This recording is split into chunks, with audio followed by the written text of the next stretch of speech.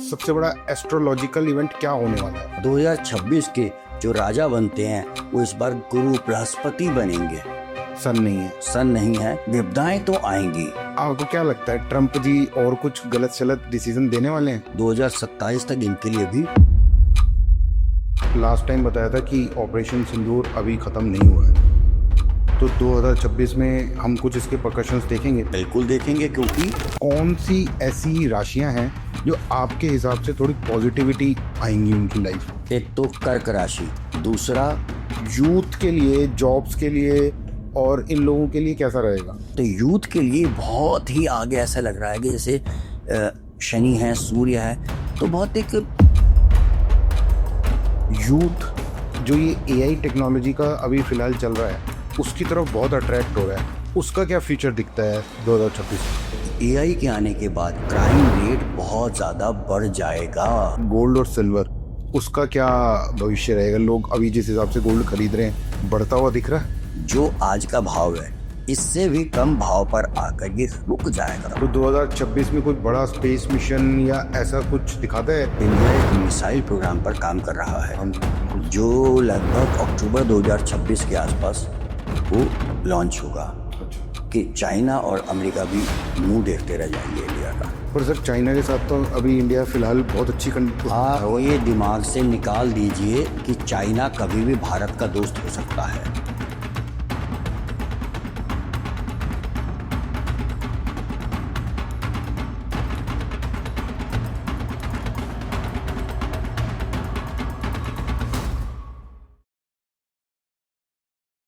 Sir नमस्ते, कैसे हैं आप?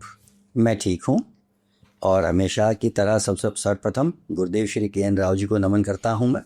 तो सर लास्ट एपिसोड जो हमने किया उसमें हमने काफ़ी लोगों के सवालों के जवाब दिए, जो हमने 2025 के रिलेटेड आपने कुछ चीज़ें बताई थी, विष्णु सहस्त्र नाम से रिलेटेड कुछ चीज़ें बताई थी। आज का जो ये एपिसोड है ना, स्पेसिफिक जैसे मैंने आपके साथ डिस्कशन किया कि अब हम 2026 की तरफ ऑलमोस्ट पहुंचने वाले हैं। मैं व्यूअर्स को बता देता हूं कि अभी हम जो ये एपिसोड हम अक्टूबर में रिकॉर्ड कर रहे हैं, तो जल्दी आप लोगों को ये देखने को मिल जाएगा। तो आप लोगों को इस एपिसोड में 2026 से जुड़े बहुत सारे ऐसे सवाल हैं, एस्ट्रोलॉजिकल इवेंट्स हैं जो कि अनिल सर आज हमें बताने वाले हैं, जिसमें आपको बिजनेस और पॉलिटिकल इवेंट्स, जिसके अंदर उसके अलावा स्टॉक मार्केट इवेंट्स, जो भारत की दशा चल रही है उसके इवेंट्स सारे आपको जानने को मिलेंगे। तो सर मैं दोबारा आपका थैंक यू करता हूँ आने के लिए, एंड ये एपिसोड हम यहाँ से शुरू करते हैं। तो सर मेरा जो सबसे इम्पोर्टेंट सवाल है कि 2025 लोगों ने बताया मार्स का साल था, अब 2026 कह रहे हैं कि सन का ईयर है, जो मुझे नहीं मालूम, वो आप सही बताएंगे कि वो है या नहीं है। तो 2026 आएगा उसमें आपके पॉइंट ऑफ व्यू से, आपकी गणनाओं के हिसाब से सबसे बड़ा एस्ट्रोलॉजिकल इवेंट क्या होने वाला है? देखिए, सबसे पहली बात तो मैं बताता हूँ, जो हमारा नववर्ष शुरू होता है वो 1 जुलाई से नहीं होता, 1 जनवरी से नहीं होता है। अच्छा, 1 जनवरी 2026 को जूलियन कैलेंडर बदलता है। हमारा नववर्ष जो शुरू होता है वो चैत्र शुक्ल पक्ष की प्रतिपदा को शुरू होता है, जो कि इस वर्ष आएगी हमारी 19 मार्च 2026 को होगा हमारा। तब से हम अपना नववर्ष को मनाते हैं। और उस दिन की जो कुंडली बनती है वो 6:53 16 सेकंड के ऊपर मीन लगन की कुंडली बनेगी। अच्छा, तो उस कुंडली के हिसाब से हम इसकी गणना करते हैं कि अब हमारा अगला वर्ष 2026 कैसे जाएगा। ठीक है। और 2026 के जो राजा बनते हैं वो इस बार गुरु बृहस्पति बनेंगे। सन नहीं है। सन नहीं है, और मंत्री मंगल रहेंगे हमारे इस वर्ष के। तो मतलब ये जो लोग सन बोल रहे हैं ये वही जनवरी के हिसाब से कैलकुलेशन निकाल रहे होंगे, जो कि वैदिक में नहीं है। नहीं, वैदिक ज्योतिष के हिसाब से नहीं। ठीक है। तो सर आपके हिसाब से 2026 मान लीजिए, चलो आपने बताया 19 अप्रैल बताया सर, 19 मार्च बताया। 19 मार्च 6:53 6:53 16 से हमारा नया साल शुरू हो रहा है, और इसके जो लॉर्ड हैं वो बृहस्पति हैं। ठीक है। तो उनके बृहस्पति के लॉर्ड होने से 2026 में क्या एस्ट्रोलॉजिकल इवेंट होंगे? ये सर एक छोटा सा इसमें ये भी बताइएगा कि ये साल भी क्या विपदाओं का साल है? देखो, विपदाएं तो रहेंगी, पर इस बार जब ये नववर्ष हमारा शुरू हो रहा है, हाँ। मीन लगन है हाँ। और बृहस्पति चौथे घर में बैठे हैं, हाँ। जो सरकार वगैरह को और देश को तो बचा रहे हैं, इसमें कहीं कोई वो नहीं है। ओके। अच्छा। तो विपदाएं तो आएंगी, अच्छा। पक्का आएंगी विपदाएं, क्योंकि मंगल इसमें मीन लगन में हम देखते हैं तो मीन लगन में 4 ग्रह बैठे हैं, सूर्य, चंद्रमा, शनि और शुक्र। अच्छा। अब शनि 11वें भाव के स्वामी के साथ साथ 12वें भाव का स्वामी भी है, जो विदेश को दिखाता है, लॉसेस को दिखाता है, सब कुछ दिखाता है, और लगन कुंडली में आ गया, ये सब कुछ तो होगा, विपदाएं आएंगी तो बिल्कुल आएंगी। और इवेंट क्या बनेगा सबसे बड़ा, अगर हम पूरे साल को देखेंगे तो आपके देखिए, हिसाब से? लगभग अप्रैल में हाँ जी। शनि के साथ मंगल भी आ जाएगा, ओके। और मंगल फिर कुंडली के चैत्र शुक्ल प्रतिपदा की कुंडली के 7वें घर को देखेगा, और हमारे भारत की कुंडली में 7वें घर की मंगल की ही दशा चल रही है। तो विपदाओं का वर्ष तो रहेगा ही रहेगा। यहाँ से ये अप्रैल के आगे से ही थोड़ा सा समय ठीक नहीं है। अभी सर अगर हम थोड़ी करंट सिनारियो की बात करते हैं, जैसे आपको पता ही है हिंदुस्तान का और यूएस का क्या रिलेशनशिप चल रहा है। आई थिंक जो डोनाल्ड ट्रंप है, आई थिंक वो अपना दिमागी संतुलन मेरे हिसाब से खो चुके हैं, या तो वो किसी प्रभाव में है या उनके ऊपर कोई तो वायरस आ गया है, भगवान जानता है वो तो क्या है। पर जो स्थितियां बन रही हैं अभी अक्टूबर महीने में, वो ऐसा लग रहा है कि स्थितियां और ख़राब और गर्म होने वाली हैं। तो आपको क्या लगता है, ट्रंप जी और कुछ गलत सलत डिसीजन देने वाले हैं? देखो, जब हम डोनाल्ड ट्रंप की बात करते हैं तो उनकी सिंह लगन की कुंडली है। कौन से लगन की सर? लियो लगन। लियो, सिंह। अच्छा। हाँ, सिंह लगन की कुंडली है, और उसमें मंगल बैठा है जो उनके उग्र स्वभाव को दिखाता है। करेक्ट। साथ ही साथ चंद्रमा उनका नीच का बैठा है राहु केतु एक्सिस में। तो एक मेंटेलिटी वगैरह या जो मानसिक सोच वगैरह वो हम सब इससे ही देखते हैं, तो ही चंद्रमा से देखते हैं। अब ये तो आप जाने क्या है। और उनकी दशा जो चल रही है सितंबर 2024 से जुपिटर में वीनस की दशा चल रही है। वीनस 12th हाउस में बैठा है, जुपिटर उनका 2nd हाउस में बैठा है, 12th हाउस में शुक्र जो है वो शनि के साथ बैठा है, जो कि षष्टेश भी है। झगड़ा करने पर वो दारू बैठे ही बैठे हैं। अच्छा, मतलब वो अपना मन बनाए बैठा है कि बिल्कुल, कि इंडिया के साथ तो उसने इंडिया के साथ ही नहीं, वो सबके साथ ही बैठा है। और ऐसी अगर हम नरेंद्र मोदी जी की कुंडली देखते हैं तो उनकी भी दशा बहुत, जैसे पहले बताया था, बुध में केतु की दशा चल रही है, जो कि दशा तो एक अच्छी नहीं है इनकी भी, नरेंद्र मोदी जी की। और चैत्र शुक्ल प्रतिपदा के हिसाब से देखते हैं वो भी समय हमारा आने वाला बहुत अच्छा नहीं है। और क्योंकि इनकी जुपिटर में शुक्र की दशा है, ये दशा वैसे भी अच्छी नहीं होती। और खुद के लिए, ट्रंप के लिए भी ये समय बहुत अच्छा नहीं है। इन पे हमला जैसे पहले हो भी चुका है। यहाँ शुक्र शनि के साथ बैठा है, षष्टीश के साथ बैठा है। छठा घर जो होता है एक्सीडेंट, चोट फेट सबका होता है। तो ये अभी आने वाले 2027 तक इनके लिए भी अच्छा नहीं है समय, डोनाल्ड ट्रंप के लिए भी। तो अभी जो इन्होंने फैसले लिए हैं तो कुंडली के हिसाब से कुछ बदलते नजर आ रहे हैं कि ये वापस ही आएंगे? बिल्कुल बदले जाएंगे।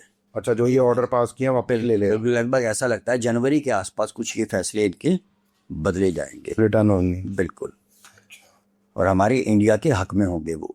अच्छा सर, अभी जैसे हम ये एपिसोड कर रहे हैं, इससे पहले अभी कुछ एस्ट्रोलॉजर्स के साथ मेरा पॉडकास्ट हुआ था, तो उन्होंने कुछ ऐसी बात बोली कि 2026 जो है वो मतलब ह्यूमन हिस्ट्री को डिफाइन करेगा। एक कुछ ऐसे ऐसे इवेंट्स होंगे इस साल में जो कि आज तक ह्यूमन हिस्ट्री में नहीं हुए हैं। तो ऐसा कुछ आप देख पाए? देखिए, ऐसा है कि ये तो हर देश की अलग अलग देश की अलग अलग कुंडली होती है। हाँ, अब बात करते हैं, उन्होंने ये भ्रम फैलाया शनि मंगल इकट्ठे हो रहे हैं। शनि मंगल तो हर वर्ष इकट्ठे होते हैं। मंगल एक राशि में 2.5 साल तक रहता है, ज्ञान करता है। मंगल लगभग 45 दिन से लेके 70 दिन के आसपास तक रहता है। तो लगभग हर साल ही शनि मंगल के ऊपर से होकर मंगल शनि के ऊपर से होकर गुजरता है। अच्छा। हर वर्ष देखना ये होता है कि उस वर्ष हर वर्ष में शनि कहाँ बैठा है, किस घर में बैठा है, और मंगल किस घर में है। लेकिन इस बार शनि लगन में बैठा है हमारे चैत्र शुक्ल प्रतिपदा से, और मंगल अप्रैल में उसके ऊपर आ जाएगा। लंग यानी किसी की भी एक शरीर होता है, तो देश का सारा वो है, वहां पे मंगल आके उत्पात तो मचाएगा ही मचाएगा, उत्पात तो मचाएगा, बिल्कुल मचाएगा। देश के लिए थोड़ा दिक्कत तो है ही। अच्छा सर, एक बिफोर गोइंग फर्दर एक चीज़ और बताइए।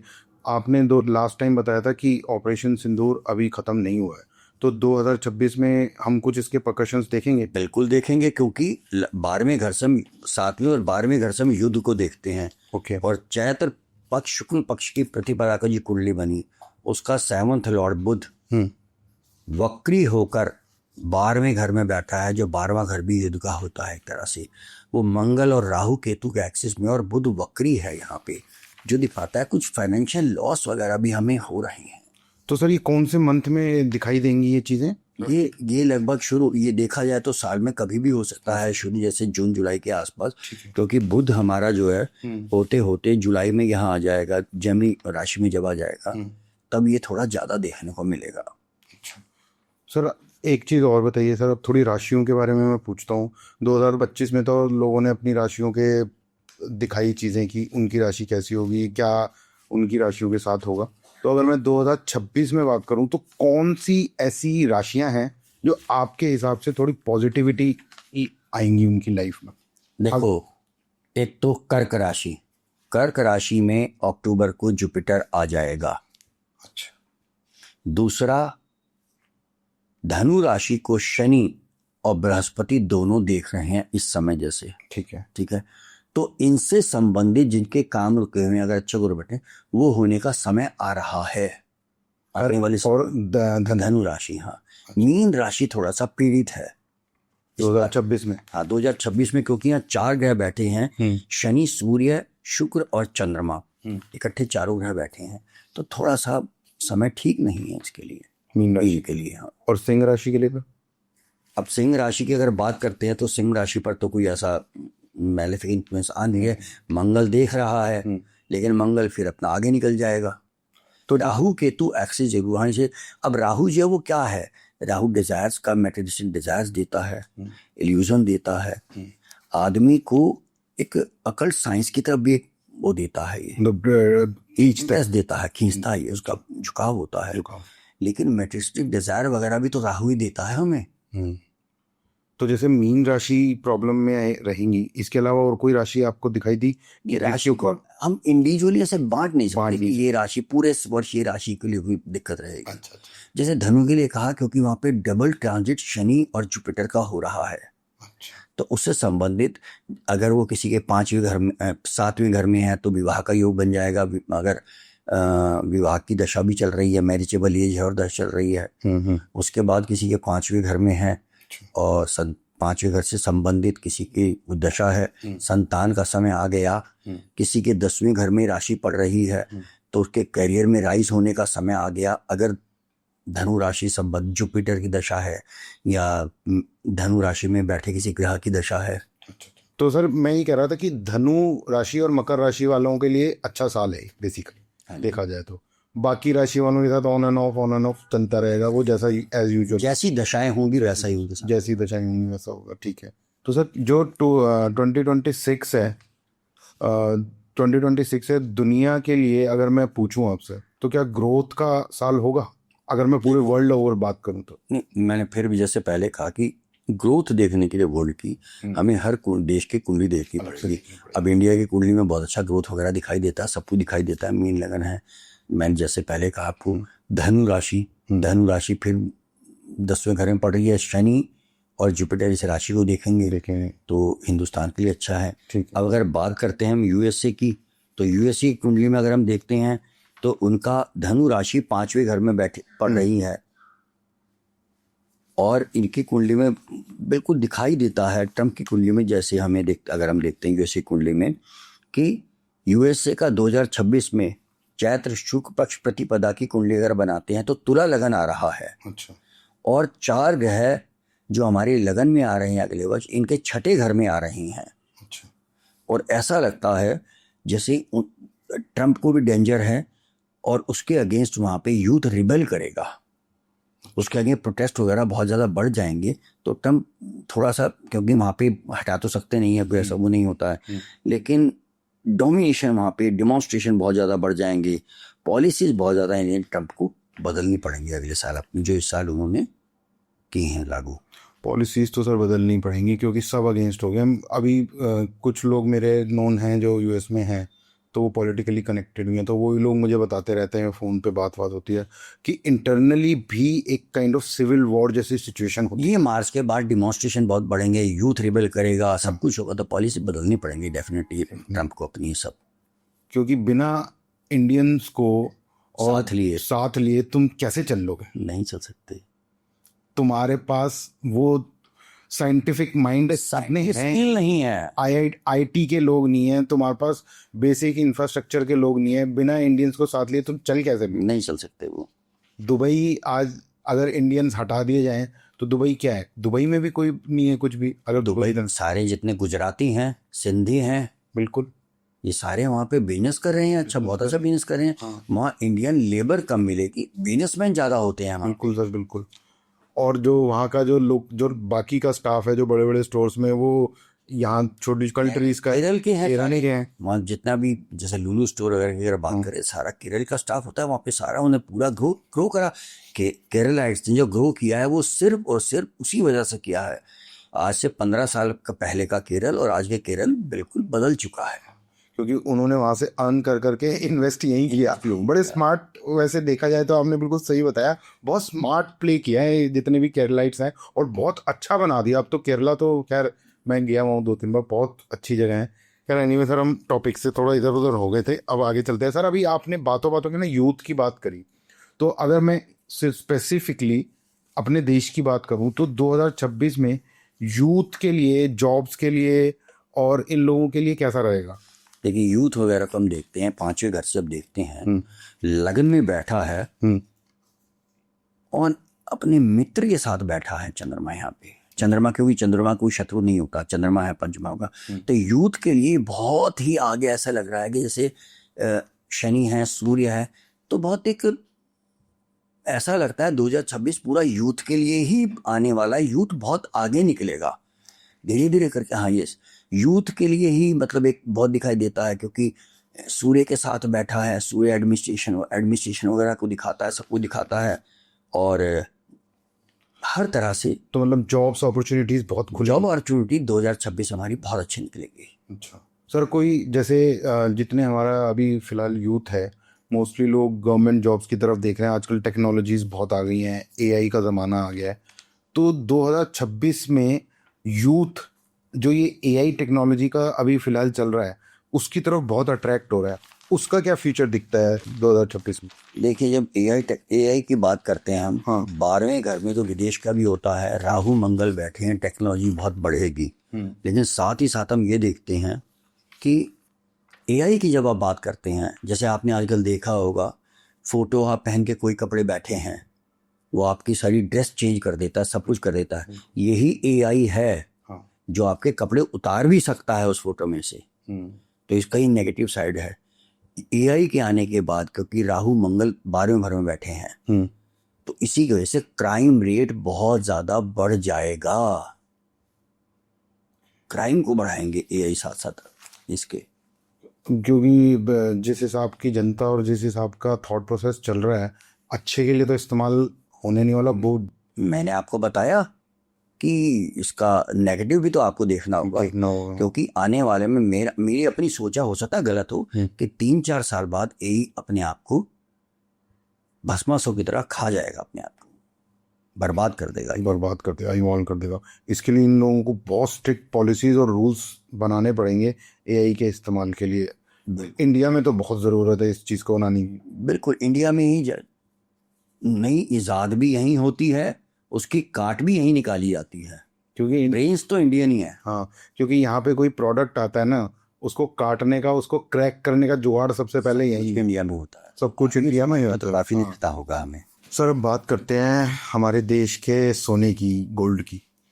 2026 में गोल्ड और सिल्वर, उसका क्या भविष्य रहेगा? लोग अभी जिस हिसाब से गोल्ड खरीद रहे हैं, बढ़ता हुआ दिख रहा है? देखो एक एपिसोड मैंने किया था अप्रैल में, जो किया था उसमें मैंने बताया था गोल्ड बढ़ता रहेगा, बढ़ता जाएगा, बढ़ता जाएगा, कहीं रुकेगा भी नहीं जाती है। अच्छा। पर आज भी ऐसा लगता है कुछ, अभी जो बात भी हमारी एस्ट्रोलॉजिकली दिखता है, जुपिटर चौथे घर में बैठा है इस साल हमारे, अच्छा। तो ऐसा लगता है कि अभी तो जुप नहीं रुक रहा ये, अभी थमने का नाम नहीं लेगा ये। गोल्ड बहुत इंपोर्ट करेंगे लोग, इंपोर्ट भी करेंगे, अभी थमने का नाम नहीं ले रहा है। लेकिन एक अभी लगभग अच्छा एक खासा अमाउंट बढ़ेगा इसका, और होता होता जो आज का भाव है इससे भी कम भाव पर आकर ये रुक जाएगा, पर अल्टीमेटली 2000 ये भी 26 में ही होगा। अच्छा, फॉर एग्जांपल आज 100 रुपये चल रहा है, बढ़ते बढ़ते बढ़ते 150 तक पहुंच जाएगा, 150 तक पहुंचेगा, पर रुकेगा 40-50 आके फिर यहीं रुक जाएगा, जिसकी बात आप अगर 100 है 100 पे 90-95 पे आ जाएगा। अच्छा, इतना ड्रास्टिक आएगा? हाँ आएगा, मतलब रफली जून जुलाई में आगे जाके, अभी तो अगस्त में। अभी तो बढ़ेगा। और सिल्वर? सिल्वर तो बढ़ता जा रहा है। सिल्वर का देखा कि लगन में बैठा है, मून सिल्वर गवर्न करता है, हाँ। तो ये धीरे धीरे बढ़ेगा, धीरे धीरे। अभी अचानक तो बहुत तेजी से बढ़ा था ये, हाँ। पर अब आगे धीरे धीरे बढ़ेगा, ये वापस नहीं आएगा पर ये सिल्वर। अच्छा, ये राइस पे है, धीरे बहुत धीरे बढ़ेगा आगे। और सर अभी रिसेंटली ना ईवी मार्केट बहुत तेज हो गई है, तो ईवी के बारे में तो हम नहीं बात करेंगे, वो तो ग्रोथ पे ही है इस टाइम, आने वाले 10 साल 20 साल वो ग्रोथ पे ही है। ऑयल का क्या वो रहेगा? ऑयल के रेट ड्रॉप होने के चांसेस दिखते हैं 2024? क्योंकि ऑयल का रेट तो हम एस्ट्रोलॉजी का ना कोई को नहीं इतना दिखता नहीं है, निकाल सकते, लेकिन फिर भी आने वाला समय अब ऑयल का है नहीं। हाँ जी। ईवी और हाइड्रोजन का जमाना है आने वाला। तो धीरे धीरे कहीं जो ये सऊदी अरेबिया वगैरह के साथ जो था ये सब, और आपने देखा भी होगा 350 कंट्री जो शिप्स हैं वो उतरने नहीं दिए उन्होंने, बॉम्बे एयरपोर्ट पर कहा वापस जाओ। 350 शिप सऊदी के आए हुए खड़े हैं, जो यहाँ पे नहीं लगने दे रहे यार्ड पे वो। अच्छा, ये न्यूज़ के बारे में मुझे नहीं पता। नहीं, हाँ, सऊदी से जो आए थे यहाँ से, सऊदी को टाइट कर दिया है कि भाई अब तुम्हारी इतनी खास जरूरत है नहीं रही जरूरत। अब आने वाला समय ईवी के साथ साथ हाइड्रोजन गैस का है। मुझे ऐसा लगता है सर ईवी ज़्यादा ग्रो करेगा, क्योंकि हाइड्रोजन में ईवी में अल्टीमेटली बाद में फिर निकाल दिया जाएगा, इसमें निकल है, इसमें ये है, इसमें वो है, जो कि वो देगा, परेशानी करेगा। मैंने क्योंकि ईवी के ऊपर एक पॉडकास्ट किया था, तो मुझे ईवी के बारे में पढ़ के जो समझ में आया ना, वो ये समझ में आया कि ये जितना नेचर को साफ कर रहा है उससे ज़्यादा पॉल्यूट कर रहा है। नहीं, वो एग्जैक्टली बिल्कुल वो सीएनजी की तरह, सीएनजी को ही कहते हैं ना कि सीएनजी गैस का जो एग्जॉस्ट निकलता है पॉल्यूशन नहीं करता, वो जो हम देखते हैं इसका सीपीएम वगैरह देखते हैं, पर ये लंग्स के लिए बहुत ही इसका धुआं बहुत हार्मफुल है, बहुत ज़्यादा हार्मफुल है इसका जो स्मोक है सीएनजी का। एशिया की ये तो अदरवाइज हमारी ये यूरोपियन कंट्रीज का वहाँ का फ्लॉप फ्यूल है ये। और दूसरी चीज़ ये जो ईवी है, ईवी में जिन कंट्रीज में इसकी माइनिंग हम हो रही है, वहाँ का तो बहुत बुरा हाल है। वो तो पूरे लेबर बहुत बुरी उसमें रह रही है, वो लेबर नहीं है, उनकी कंडीशन ठीक वहाँ ह्यूमैनिटी के लिए बहुत ख़राब है ये, बहुत ख़राब है, ह्यूमैनिटी के लिए बहुत ख़राब है। खैर सर, एनीवे, अब अगर हम थोड़ा सा बात करें, जैसे 2025 में तो जो भी विपदाएं आई, हम ह्यूमन रेस है, फाइट करते करते करते करते आगे निकल गए। अभी मुझे रिसेंटली किसी ने बताया कि 2026 के अंदर पेंडेमिक की सिचुएशन दोबारा बनती सी दिख रही है, तो ऐसा आपने देखा इसमें? नहीं, 2026 में कोई पेंडेमिक वर्गी कोई सिचुएशन नहीं दिखाई देती है। अच्छा, इसी तरह कोई पेंडेमिक नहीं है 2026 में, बिल्कुल सेफ है, बिल्कुल सेफ है, बिल्कुल सेफ है, कोई पेंडेमिक नहीं है। सर ये तो बड़ी कोई नहीं आएगा, नहीं, ये दुनिया में लोग डरा रहे हैं कि दोबारा पेंडेमिक पलट के कोई वायरस नहीं आ रहा है। अच्छा सर, अब बात करते हैं 2026 में मार्स का, जो हमारा मार्स जो प्लेनेट है उसका सबसे बड़ा ट्रांजिट होता है, वो कब दिखाई देगा? देखिए, जब हमारा नववर्ष शुरू हो रहा है, ठीक है, तब ही मंगल राहु के साथ बैठा है 12वें भाव में, ओके, जो अपने आप में बहुत खराब गोचर है।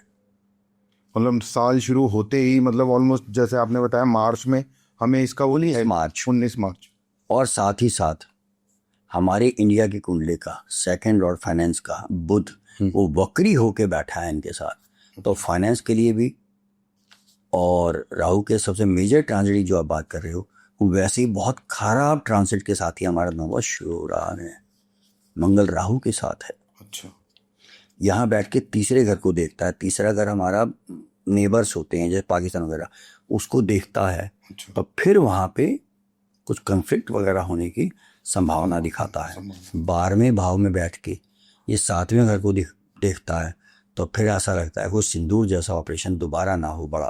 तो अगर सर जैसे मार्स को अग्रेशन का ग्रह बोलते हैं, तो आप जैसे बता रहे हो, इसके अलावा और कुछ भी अग्रेशन दिखा सकता है ये मार्च में, जब अगर ये देखता है तो उसको? नहीं, यहाँ से तो शुरू होगा, ये वर्ष शुरू हुआ। ओके। 7वें घर से हम देखते हैं युद्ध की स्थिति। वो मरकरी चैत्र शुक्ल पक्ष प्रतिपदा की कुंडली का बुध जो है वो सप्तमेश है, ये युद्ध की दिखाता है। वो भी मंगल के साथ बैठा है, तो ये तो नव वर्ष ही शुरू हो रहा है एक एग्रेशन के साथ। अग्रेशन के साथ। ये तो मतलब खुशी के साथ साथ गम भी है, कभी खुशी कभी गम चलता रहेगा इसके अंदर। मार्स का रिलेशन जो है वो प्रॉपर्टी और लैंड से भी किया जाता है। तो 2026 में प्रॉपर्टी का क्या होगा? प्रॉपर्टी राइज होगी ऐसे ही जैसे अभी? बिल्कुल, प्रॉपर्टी राइज होगी। रियल स्टेट के भाव बहुत ज़्यादा बढ़ेंगे। और हमारे इंडियंस विदेशों में ज़्यादा प्रॉपर्टी वगैरह खरीदेंगे। मंगल 12वें घर में बैठा है। अच्छा। बुध जैसे मैं बताया कि कहीं ना कहीं मंगल जुपिटर चौथे घर में बैठ के 12वें भाव को देखता है, फाइनेंस का कारक होता है। अच्छा। प्रॉपर्टी महंगी होगी। विदेशों में ज़्यादा लोगों का रुझान रहेगा इस वर्ष बनस्पत 2025 के मुकाबले।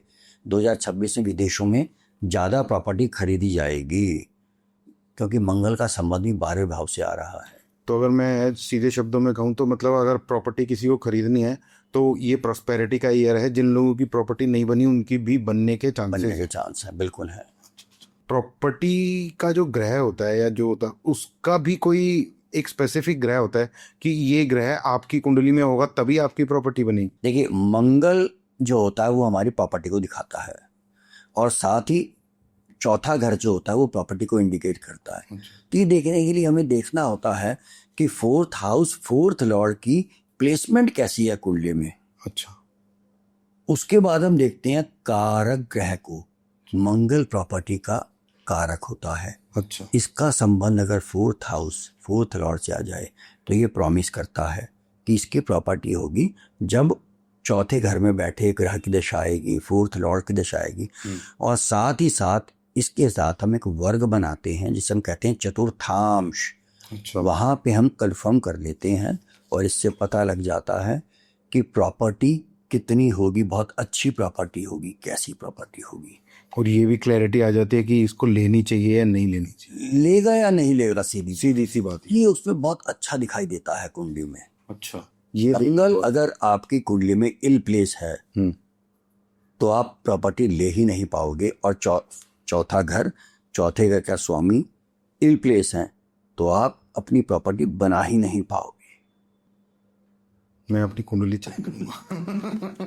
ये बहुत ज़रूरी है चेक करना, क्योंकि ये एक इतनी इम्पोर्टेंट चीज़ हो गई है ना आजकल। आजकल लोगों ने बिजनेस का जो मतलब आजकल क्या काफ़ी सालों से बहुत तगड़ा मॉडल है सर। ये प्रॉपर्टी ली, छोटी प्रॉपर्टी ली, उसमें इन्वेस्टमेंट करके उसको दिया, हाँ, और उसको छोड़ दिया और उसको रेंटल इनकम पे कन्वर्ट कर दिया। बहुत अच्छा चल रहा है आजकल ये।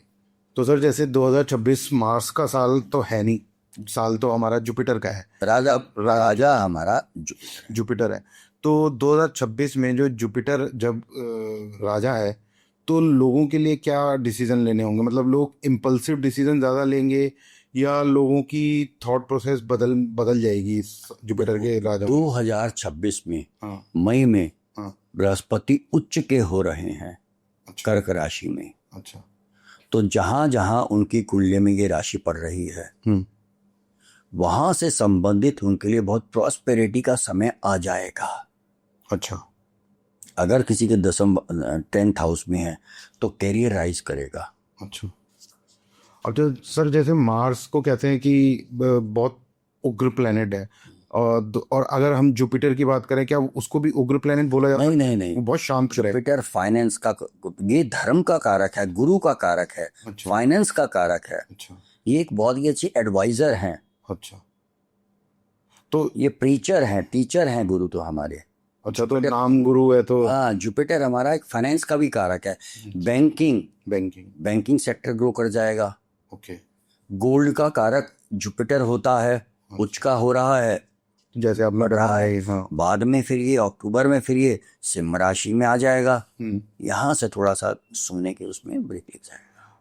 और सर पूरा जो ये साल है जुपिटर अगर राजा है तो लोगों की सेहत वगैरह कैसी रहेगी? मतलब कुछ एक्सीडेंट प्रोन कुछ तो नहीं डाइवर्जन होगा इसमें? देखो, लोगों के लिए नहीं कह सकते, पर हाँ ये कह सकते हैं क्योंकि हमारे वर्ष कुंडली में छठे घर को मंगल देख रहा है, ओके।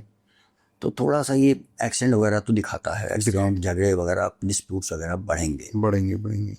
ठीक है। और सर जैसे अगर मैं बात करूं जुपिटर अगर राजा है तो वॉर्स से रिलेटेड तो कोई कुछ नहीं दिखाता ना? नहीं, अच्छा इसका कोई लेन देन नहीं है। अच्छा। अभी सर रिसेंटली नासा ने बहुत अच्छे स्पेस मिशंस किए, अभी हमारे इसरो ने भी स्पेस मिशंस किए, तो 2026 में कोई बड़ा स्पेस मिशन या ऐसा कुछ दिखाता है सिंस आपके हिसाब से जुपिटर राजा है तो? नहीं, जुपिटर की वजह से ही नहीं। देखिए, आपने अभी सुना होगा रशिया के साथ इंडिया एक मिसाइल प्रोग्राम पर काम कर रहा है। हाँ जी बिल्कुल। जो लगभग अक्टूबर 2026 के आसपास वो लॉन्च होगा। अच्छा। और वो टेक्नोलॉजी अभी अमेरिका के पास भी नहीं है, वो चाइना के पास भी नहीं है, और ये ऑलमोस्ट अक्टूबर में लॉन्च हो जाएगा इनका मिशन। तो एक स्पेस में भी अपना इतना बढ़िया वो करेंगे, उसके थ्रू ये लॉन्च करेंगे अपना स्पेस का वगैरह, कि चाइना और अमेरिका भी मुंह देखते रह जाएंगे इंडिया का। पर सर चाइना के साथ तो अभी इंडिया फिलहाल बहुत अच्छी आप ये दिमाग से निकाल दीजिए कि चाइना कभी भी भारत का दोस्त हो सकता है। अच्छा। एक जिसे कहते हैं ना, एक हमारे कमर्शियल टर्म्स तो उससे हो सकते हैं चाइना के साथ, हाँ। पर चाइना कभी भारत का दोस्त हो नहीं सकता। 62 में भी इसने 61 में हिंदू चीनी भाई भाई, हिंदू चीनी भाई भाई क्या क्या किया। और अभी भी सिर्फ ये स्वार्थ सिद्धि का इसका वो है, अदरवाइज चाइना हिंदुस्तान का दोस्त नहीं हो सकता। इसे अच्छे से आप समझिए। तो 2026 में ऐसा कोई कॉन्फ्लिक्ट दिखता है? और चाइना का तो कोई चाइना नहीं, कॉन्फ्लिक्ट वगैरह नहीं ये, लेकिन ये हमेशा पीठ पर वार करता है। अच्छा। ये अचानक धोखा देता है चाइना, और कहीं ना कहीं दोबारा ये करेगा जरूर हरकत कुछ भी।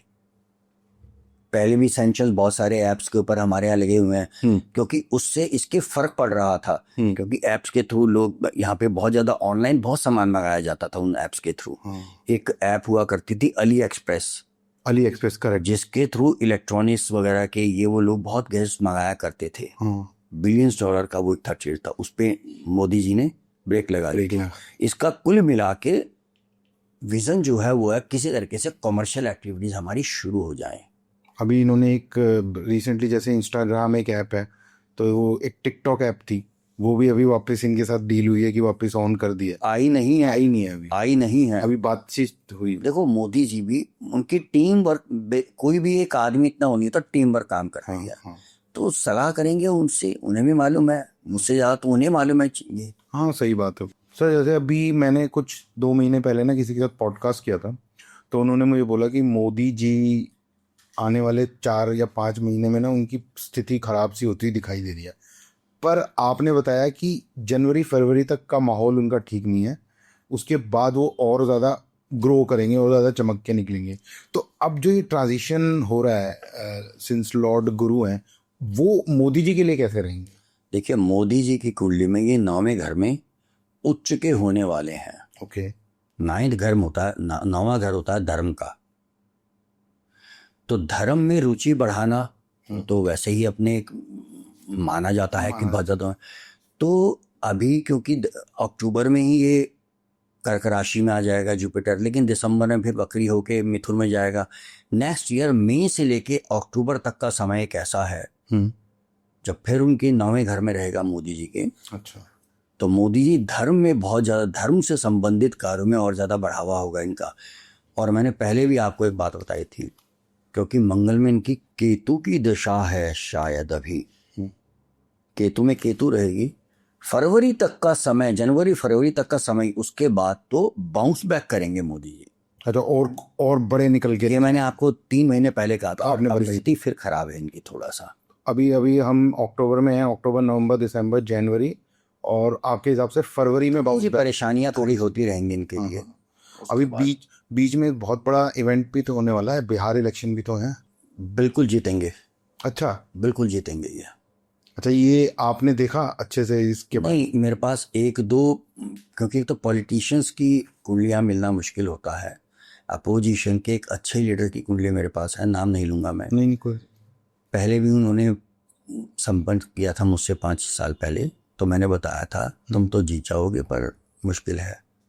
तो तो अब क्योंकि वो सरकार बनाते हुए नहीं दिख रहे, तो फिर तो सिर्फ इससे ही अंदाजा लगाया जा सकता है कि दूसरी पार्टी जो वही आ रही है। तो मतलब बीजेपी पूरी जीतती दिखाई दे रही है? बीजेपी नहीं है, एनडीए है।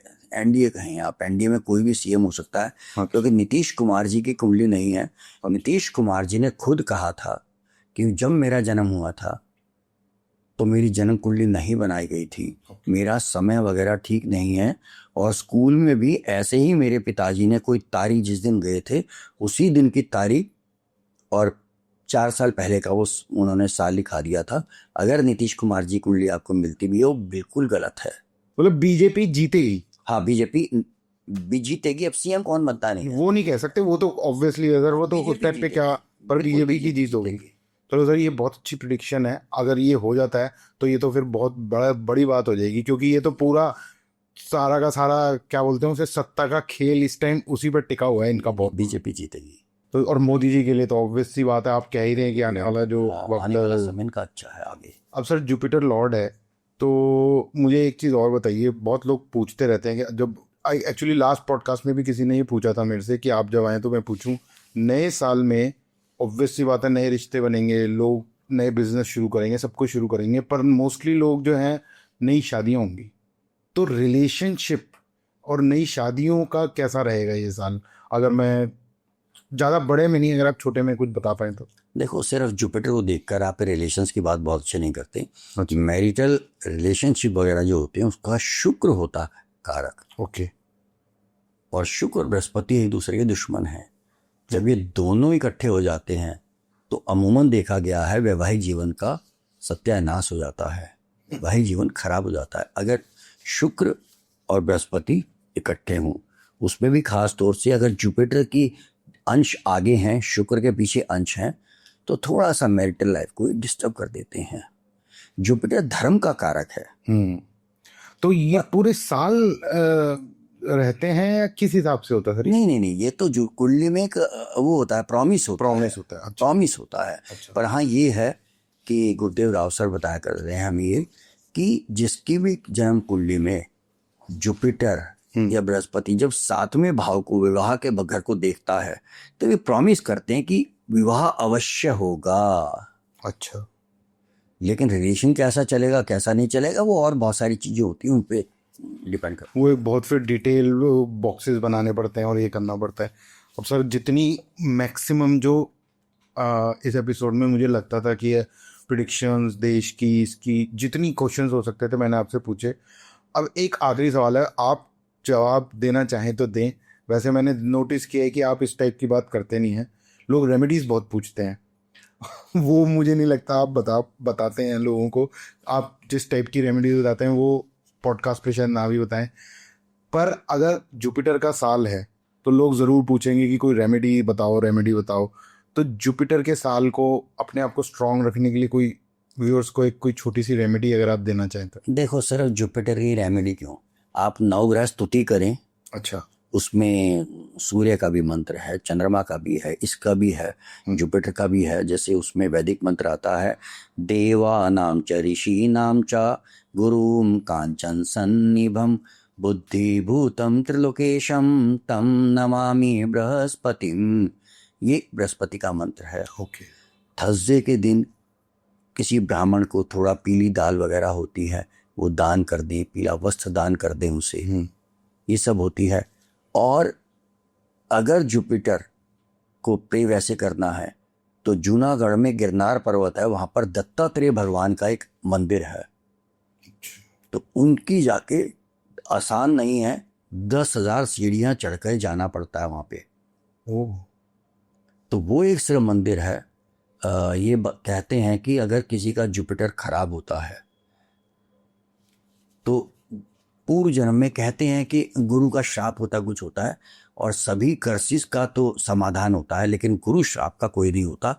वो सिर्फ और सिर्फ वहीं गिरनार पर्वत पर जाकर वहाँ पे दत्तात्रेय भगवान के मंदिर में ही उसका एक वो होता है, निवारण।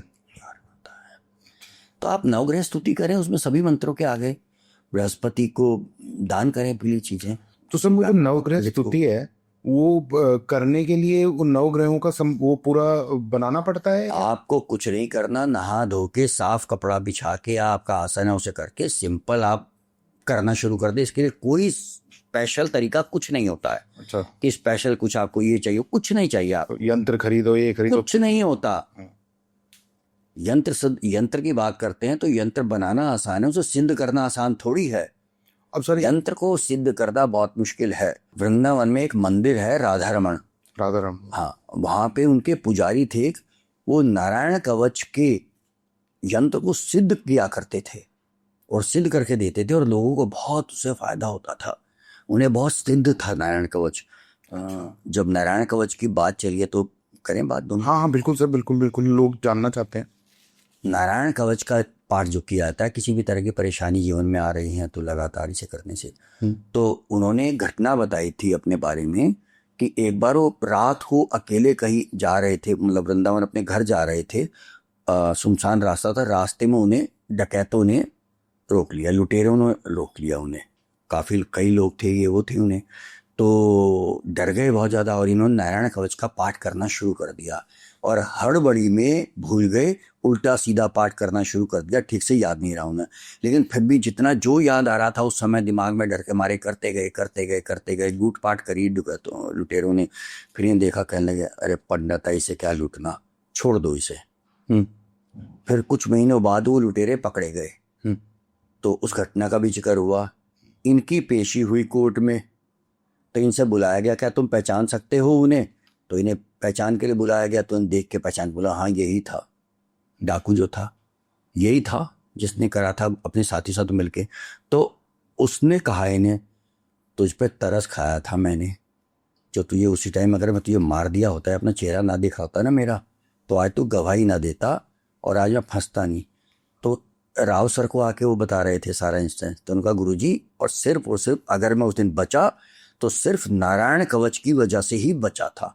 इतना शक्तिशाली कवच है ये। तो आपका कहने का मतलब है, क्या मंदिर का नाम होता है? राधा रमन वृंदावन में है, वृंदावन में मंदिर। तो ये जो पंडित जी हैं, ये नारायण कवच के यंत्र को सिद्ध करते हैं। तो वो जो यंत्र सिद्ध हो गया, उस सिद्ध यंत्र को क्या करें हम? अपने मंदिर में लाके रखते हैं, उसके बाद नारायण कवच का पाठ पाठ करते हैं। तो ये जो सिद्ध यंत्र है, ये तो फिर इसमें तो बहुत जाप होते होंगे सर? बहुत पुरानी बात हो गई, कम से कम 15-17 साल पुरानी बात है। मैं तो मालूम भी नहीं, पंडित जी हैं वहाँ पे नहीं है। तो आप यंत्र नहीं तो वैसे ही करें ना। अच्छा, ये बात भी है, वैसे ही करें। जीवन में कोई परेशानी आ रही तो नारायण उसका पाठ करें, वो जना तीन। पर थैंक यू, आपने बड़ी अच्छी बात बताई नारायण कवच के बारे में। आप हमेशा आते हो, कोई अच्छी और बड़ी सुलझी हुई बात बता के जाते हो। जो ये अमेज़ॉन और फ्लिपकार्ट और बहुत सारी ऐसी वेबसाइट्स पे सिद्ध किए हुए कवच और ये सिद्ध किए हुए यंत्र बिक रहे हैं, इनसे कोई फायदा नहीं है। बिल्कुल झूठ है। ऑनलाइन आपको इस तरह की कोई चीज़ मिल ही नहीं सकती। हाँ, वो 300 रुपये में कैसे मिल जाएगी? मतलब ये सब बेकार है, नहीं हो सकता ऐसा हो ही नहीं सकता। इसे सिद्ध कोई संत महात्मा जिसने तपस्या की हो वो ही कर सकता है। ये कोई ऐसा नहीं है कि आपने कहीं 5,000, 10,000, 20,000 रुपये फीस दी और वहाँ सीख लिया कुछ और आपको आ गया, ये ऐसा नहीं है। सर, एक बिफोर एंडिंग दिस एपिसोड एक और क्वेश्चन है, लोग पूछते रहते हैं मेरे पॉडकास्ट पे ही आने थे। जैसे मान लीजिए किसी भी चीज़ की सिद्धि करनी है, फॉर एग्जांपल आपने बताया यंत्र की सिद्धि, तो वो सिद्धि कोई और किसी और के लिए भी कर सकता है, ये होता है? समझा नहीं मैं आपकी बात। जैसे मान लीजिए मेरे को एक यंत्र अपने घर में स्थापित करना है, ये मेरे से किसी ने बड़ा सीरियस क्वेश्चन पूछा हुआ है पॉडकास्ट के लिए, तो मैंने एक यंत्र लिया और उसको स्थापित करना है। जैसे आपने बताया कि संत महात्मा ही इनकी सिद्धि कर सकते हैं, नॉर्मल आदमी तो कर भी नहीं सकता। तो किसी संत महात्मा ने सिद्ध कर दिया तो वो यंत्र मुझे लाभ देगा? बिल्कुल, अगर आपको दिया उन्होंने सिद्ध करके वो। अच्छा, तो ये वर्क कर सकता है? बिल्कुल। अच्छा, लेकिन बात वही आती है कि क्या उसके पास वो उसका एक वो है, वो मतलब वो उतने ज्ञानी और उतना ज्ञानी, उतना महात्मा है, क्या उन्होंने इतनी सिद्धियां करी हैं, क्या उन्होंने ऐसी तपस्या की है।